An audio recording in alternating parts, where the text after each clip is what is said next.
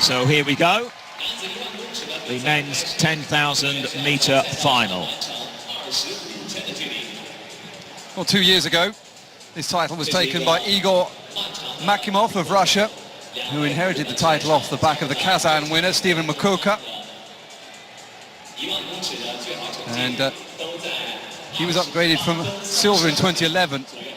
2011 was won by Suguri Asako of Japan. Gladwin Muzazi brought more South African success for them in Belgrade in 2009. It'd be interesting to see the tactics here tonight, Adrian, because last night the Japanese went out like hammer and tongs right from the beginning and really tried to break the late kick that Daria Maslova brought with her. They didn't manage it in the end, and the woman from Kyrgyzstan came through to take an expected victory and looked very impressive. So it's Sadic Bahari, the Ugandan, who sets the early pace. I suggested that perhaps it would take a few laps before the actual tactics of this race became clear. Sioto up there, I mentioned him in introduction. By far the quickest in the field on paper, but we've seen how what is written on paper goes out the window when it comes to what happens on the track. You know, the Japanese Shiojiri is up there, but he doesn't look quite as willing to take on the pace as his female teammates did last night. All three of them actually went to the front.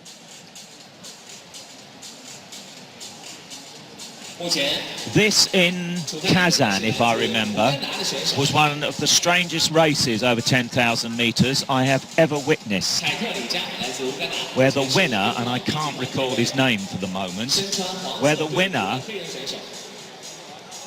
literally stayed at the back of the field and then on one lap would race to the front. Steven Makuka of South Africa. That's right. Have a look at who was leading, then go to the back, and then after about another kilometre do the same. And then he simply, on the last lap, just upped the pace again and flew past the Russians, who were then leading. Well, we saw Mo Farah do that on a couple of occasions in major championship finals. Since Mo Farah finishing off his glorious career at 10,000 at least, with one of the fastest championship 10,000 metres we've ever seen. And it was so fast it probably did him for the 5,000 metres where he took the silver medal. But I think that silver medal for Mo Farah was just as impressive as his gold, because it showed you just how difficult it is to win a double. And when you consider that Mo Farah started his double dominance at the Olympic Games in 2012, having just missed out in 2011 after a scintillating last lap in the 10,000 metres by his Ethiopian adversary. He then won the 5. It was in the 10,000 that he really stamped his authority, winning doubles at the next Olympics, World Championships, the World Championships again, and the Olympics last year in Rio. An astonishing period of dominance that even the likes of Haile Gebrselassie and Kenenisa Bekele didn't manage. For a moment, I thought there was a trio starting to get away there. The field's come back to them.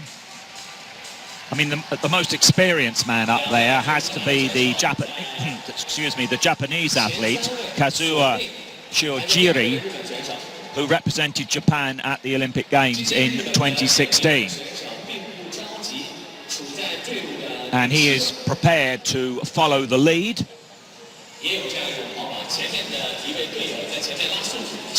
The lead being set by Sadic Bahati. Now, I don't know if he dropped his arm there, suggesting that perhaps the Japanese athlete take up a bit of the pacemaking, or whether he was simply relaxing. So Bahati keeps moving away from the rest of the field and then slowing, and the field regroups behind him. John Katarega of Uganda. So 2 Ugandans in the mix at the moment. Well, Shiojiri's obviously on a tempo that he wants to hold, because he's decided that they're not going quick enough, and in the last 100 or so metres he decided that it is time to push it on, but he's not got the help that his teammates had around them, the 3 Japanese who went away last night. He's going to have to do this on his own. Unless his teammate is about to help him. Has there been a discussion? Has there been a team order?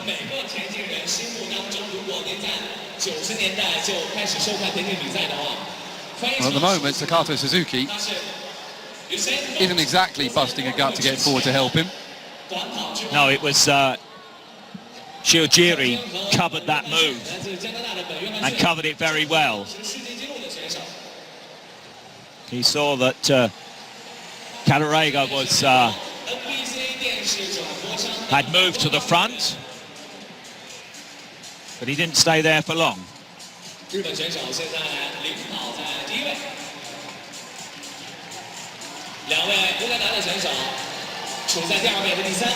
Well, at the moment, they are not exactly galloping along.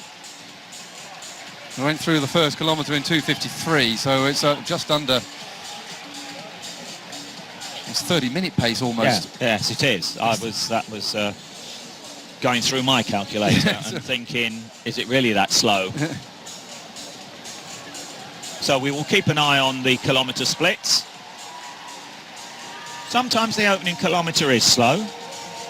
It is, after all, over 10,000 metres. We saw that in the women's 10,000 metres World Championship final recently, where Almazayana went out pretty, well, I say pretty slowly by her standards over the first half, and then absolutely ripped it apart in the second half of the race. It was a pretty fast 5,000 metres on its own, and it came after another 5,000 metres. Almazayana is really a bit of a revelation after that world record last year. Perhaps blew her chance at the double by going off insanely fast in the qualifying for the 5,000 after that. And then ended up being mugged by Vivian Chariot of Kenya. She got mugged by another in the 5,000 this time around. Helen of Beery, a 1,500-metre runner, went with around about a mile to go when it was quite clear that the race was not quick enough for Almazayana. But nevertheless, the 10,000 metres for both men's and women's globally is going through a bit of a golden period at the moment. It was interesting when you think about Mo Farah, perhaps never quite got near the world record times, but that time that he set in London really was right up there with the very best. So the Romanian Soare has now joined the fray at the front of the field in the blue vest.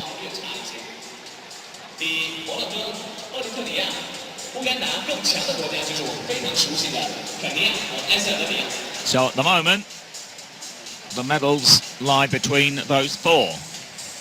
But now they went through 2,000 metres, the 2-kilometre mark, in 5:46.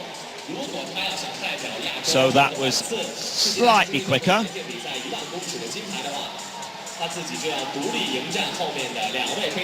Or fairly even paced.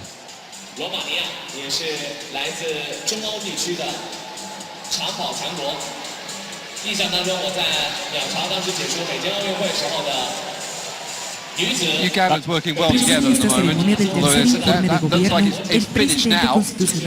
Real burst from Bahati. He keeps doing this, but he doesn't actually get away. It's almost like he's like doing a bit of fartlek training. Or should I say he hasn't got away up until this point, and we are into the 3rd kilometre.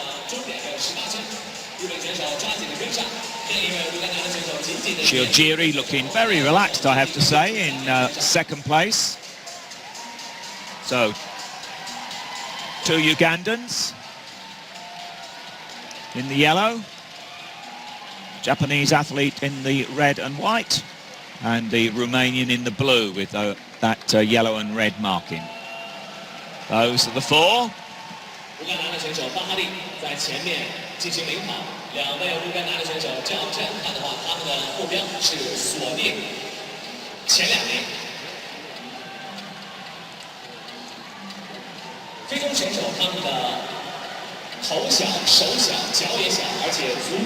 Yes, looking back at the opening 2 kilometres, they were even paced. 2:53.29 for the opening kilometre, and then through the second in 5:46.25. You've got to take Soare seriously here after the silver medal 2 years ago in this race. He definitely he's looking to go one step higher. Wouldn't have liked it when he was beat by Igor Maximov 2 years ago. Japanese had a medalist as well with Nakatani Kazuki. And this time they have one in there as well, looking to also go one better. But at the moment, this is a bit more of a concerted burst by the Ugandan for me, Adrian. He's not just taking a look around here. I think he's actually making a serious move, and his teammate is also going through as well behind him, John Katarega. It's a question of whether Katarega can lead the other two back to his teammate, Sadic Bahati. 再次向前领跑，如果没记错的话，这已经是他们在9圈距离当中的第4次变速。这种变速跑对于亚洲以及欧洲选手来说非常的崩溃。So the question now is, can second, third, and fourth close that gap? 3-kilometre mark reached in 8:39.65. 毕竟他们是在高原大路上来进行训练，他们的抗无氧能力是比较强的。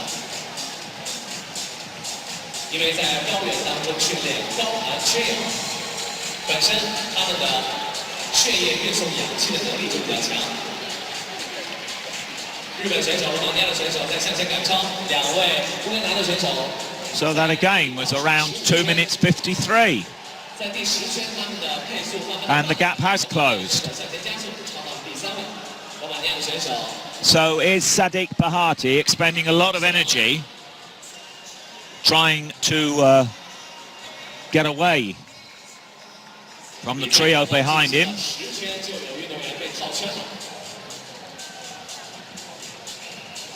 Have the Ugandans discussed team tactics?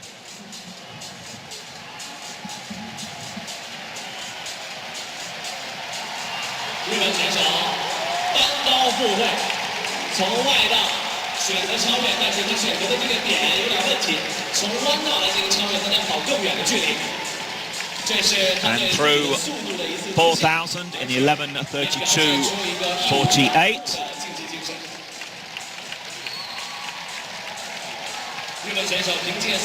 So round about 2 minutes 53 again.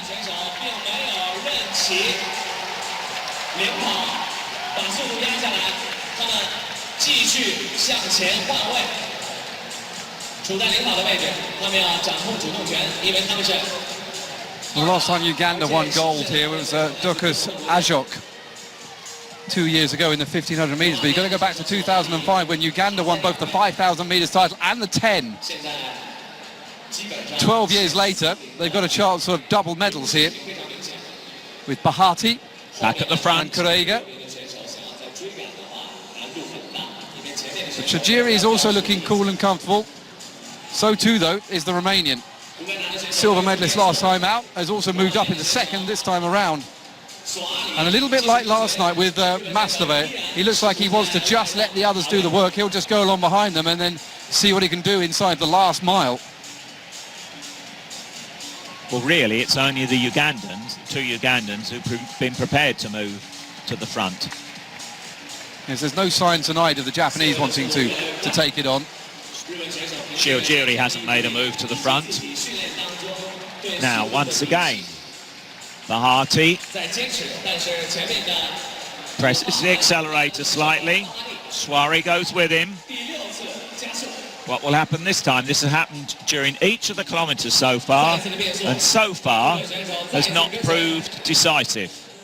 Yeah, it's certainly a different kind of race. It hasn't quite gone the way that Yuki and Manisha pushed it out yesterday with her Japanese teammate Ai Hasoda. In the end, Natsuki Sakia, who was with them early on, never really actually did very much in helping the pace push along, but certainly it was Manisha who really pushed along until 9,000 metres. She was in front pushing it, and in the end she just didn't quite have enough to be able to challenge, and Daria Maslova just timed her run on the last lap went past her and won it. And of course, Sanjivani Yadhav, who I must admit for most of the race were expected to drop back, stayed with her and really pushed her until the line to claim the silver medal for the Indians, with Hasoda overtaking Manisha to take the bronze medal, who was from Manisha, who was probably the most unlucky athlete of all.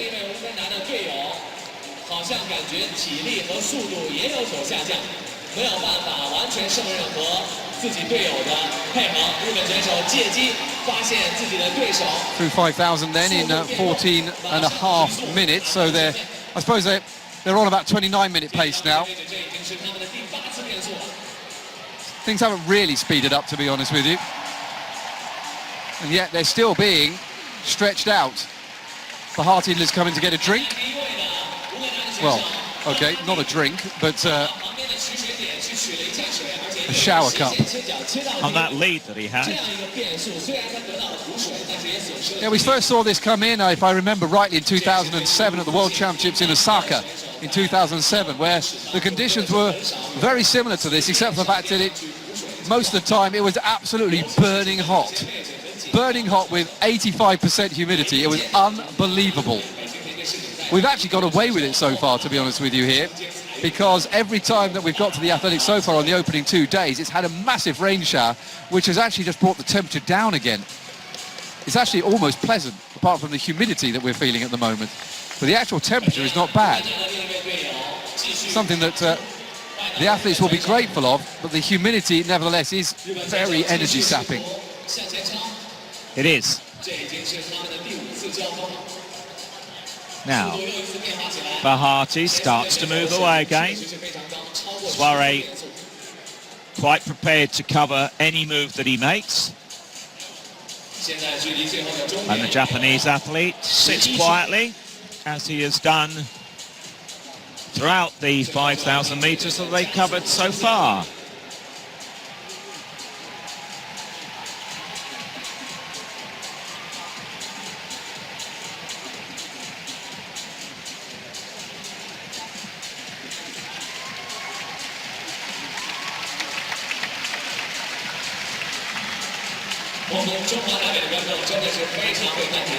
But the medals most definitely lie between these four. It's just a question of which three will be on the podium and in which order. The crowd really getting behind the quartet at the front.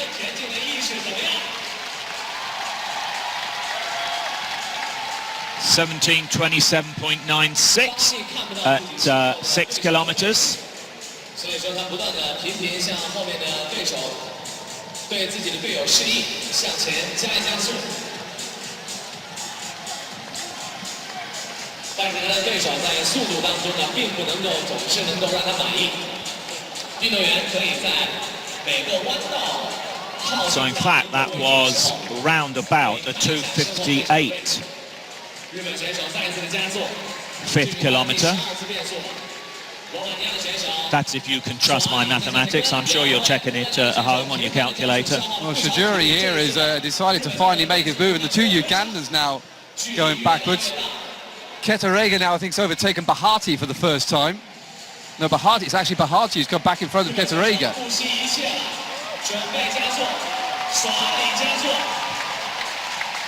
Tough life there for Zambia's Simbiabango Soyoto. You can see him blow his cheeks out. I think it's just disappointment as he was, well, he was about to be lapped, and then he's put in a bit of a burst. Well, he is now. He's finally overtaken now. So 9 laps to go. Soare now in front.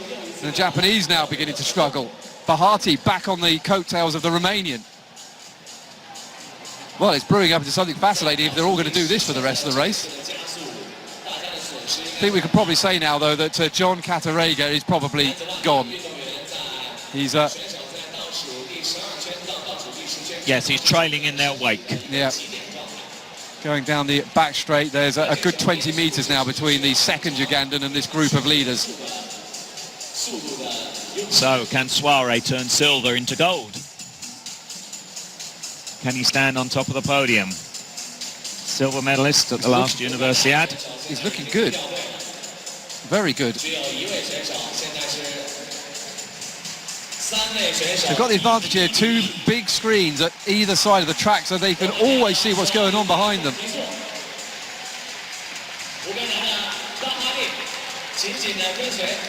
There you go, having a quick look.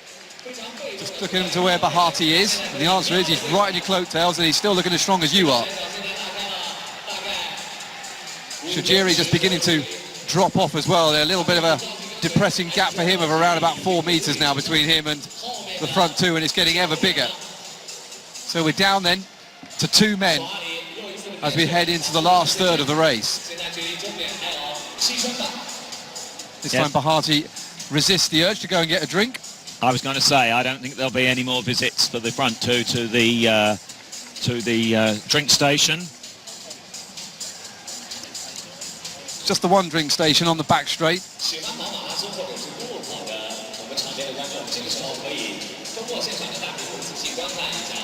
The Australian Riley, Samuel Cox just being passed. The other man there is Thijs Nijhuis of Denmark, who's also struggling. Unlike the top 2, now Bahati has his turn to have a look at. I think he's probably trying to check out what the face of Suarez is looking like. Is he hurting? It's always one of the great things about the Ethiopians, as Paula Radcliffe used to say. She said you never knew whether they were hurting or not. They could be on the edge of falling over, of passing out, and you would never know it from the look on their face. She was making particular reference to Gita Varmi, who she used to battle with in cross-country running. Ah, look at Soare. Come on, come and do some work. Yeah, but Bahati, why should he? I mean, there's no reason why he has to. I mean, nobody told Mastava last night to do it. No, and with that tactic, Shiojiri could get himself back in contention. He has. He's got back at least a couple of meters of that gap, which will give him hope. Soare, in the end, giving up and taking on the pace himself again.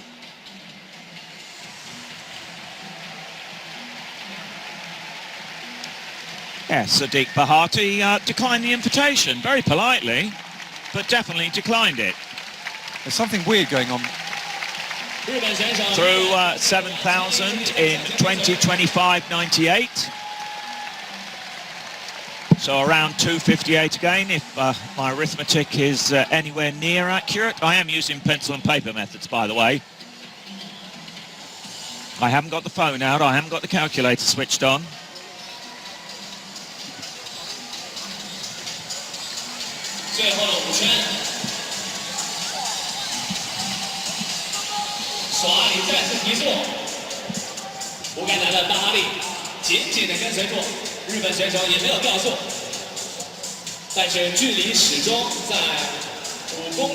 So into the last 3 kilometers.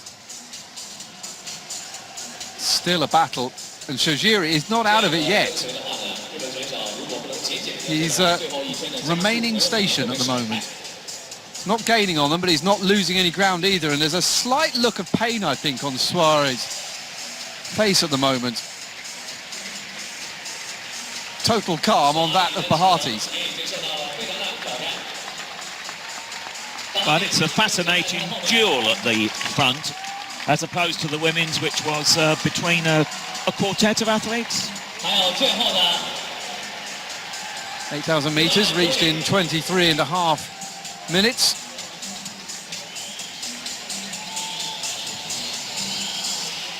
So again, it's slowed down. It's a 3.5. That is the slow. I think, by my reckoning, that's the slowest kilometre. Yeah, as they begin to struggle with this humidity. I said it's not as hot. I mean that in relative terms. It's still hot. I can support that. Indeed. But it is the humidity more than anything.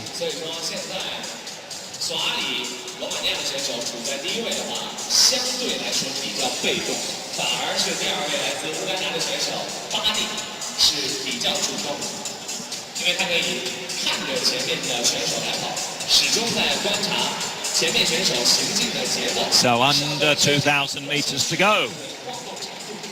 Who will be... Bahati. Made a move there. Now, can Soare cover it? Looks comfortable at the moment. Is Bahati starting to go away? He declined the invitation to move to the front a few laps ago. Well, Soare can't complain now because Bahati has taken it on, so fair's fair, as they say. Bahati wasn't ready to take it on before, but maybe it didn't fit in with his game plan. Now it certainly does, and he's beginning to just push it out a bit. Soare goes past the South African and won't appreciate having to take that extra mileage. Still 29 degrees inside the stadium, but it could have been worse. But for the rain, you could have probably expected another 5 degrees more than that if it had been sunny day all the way through.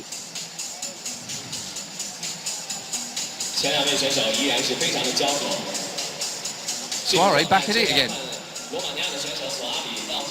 The little push there by Bahati hasn't quite worked. He has a quick check to see whether or not he's still there. One thing I would say, though, is Soare is starting to blow a bit more now. There's a little bit of pain etched across his face. Bahati looks in control at the moment still. Very high arm movement from the Ugandan as opposed to the European.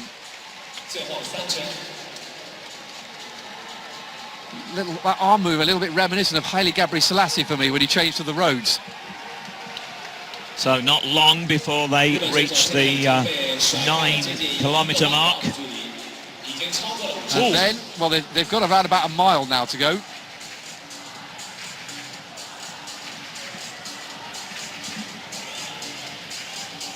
Yes,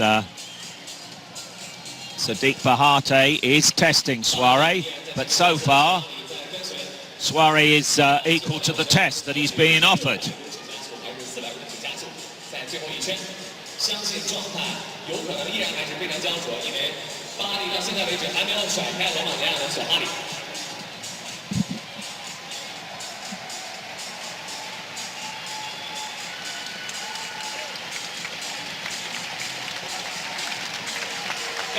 The crowd giving them support.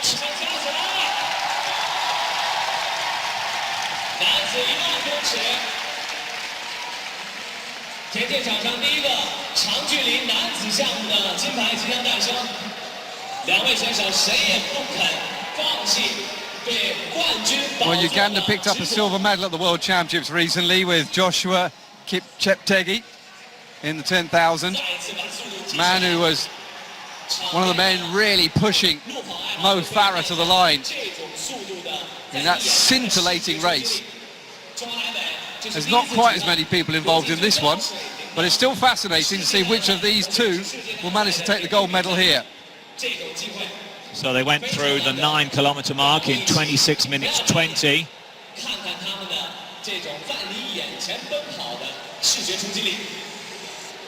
.255. So Bahati did press the accelerator.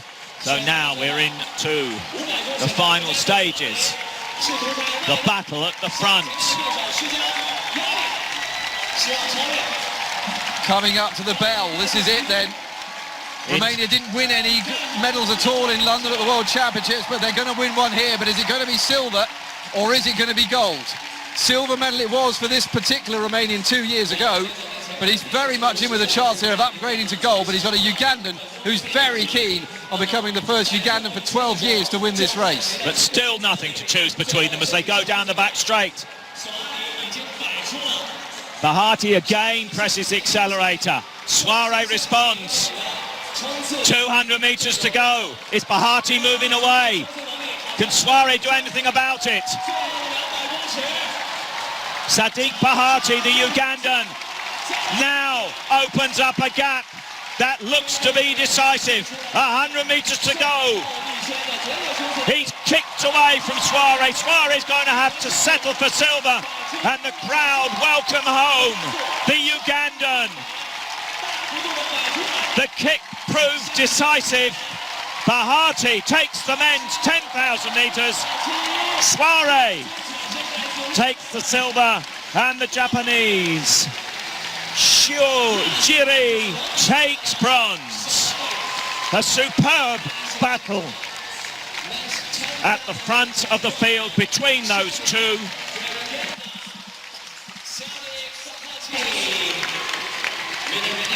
And Bahati on his knees on the track.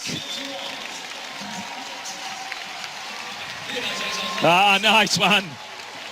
A Usain Bolt type gesture. The king is dead, long live the king. That's a great run from the 24-year-old who goes to the Nadej University in Kampala.